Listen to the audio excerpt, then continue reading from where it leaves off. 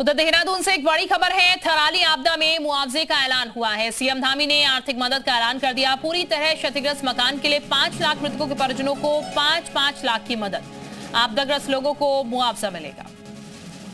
तो थराली आपदा को लेकर सीएम धामी ने आर्थिक मदद की घोषणा की है। जिनके घर पूरी तरीके से तहस नहस हो गए हैं उनको 5 लाख बतौर सहायता राशि यहां पर दी जाएगी। इसके अलावा मृतकों के परिजनों को भी 5 लाख रुपए की सहायता दी जाएगी। तो सीएम धामी ने आर्थिक मदद का ऐलान किया। थराली आपदा को लेकर मैदानी क्षेत्र में खुद जायजा ले रहे हैं सीएम धामी। और ये बता दें आपको, आर्थिक मदद का ऐलान उनकी तरफ से किया गया है। रामानुज इस वक्त हमारे साथ ज्यादा जानकारी के साथ जुड़ चुके हैं। रामानुज, किस तरीके की खबर फिलहाल अभी थराली को लेकर सामने आ रही है? सीएम की तरफ से लगातार दौरा किया जा रहा है और ये कहा जा रहा है मुआवजे का भी ऐलान हो चुका है। अब जिनके घर क्षतिग्रस्त हो चुके हैं पूरी तरीके से और जो अपनों को खो चुके हैं उनके लिए भी।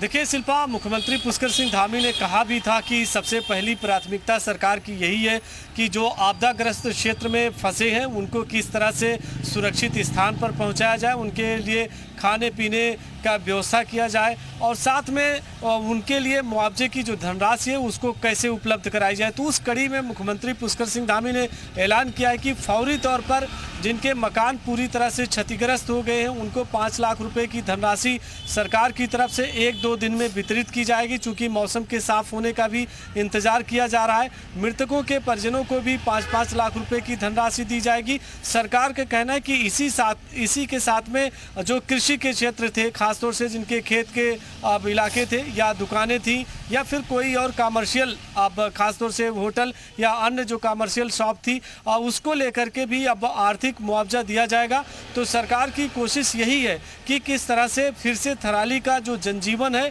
वो पटरी पर लौटे, लोगों को फिर से जो है अब राहत पहुंचाई जाए। उस नज़रिए से सरकार की तरफ से बड़ा फैसला, बड़ा कदम उठाया गया है और मुख्यमंत्री पुष्कर सिंह धामी देहरादून पहुंच चुके हैं। लगातार मॉनिटरिंग भी अब देहरादून से कर रहे हैं अधिकारियों के साथ में।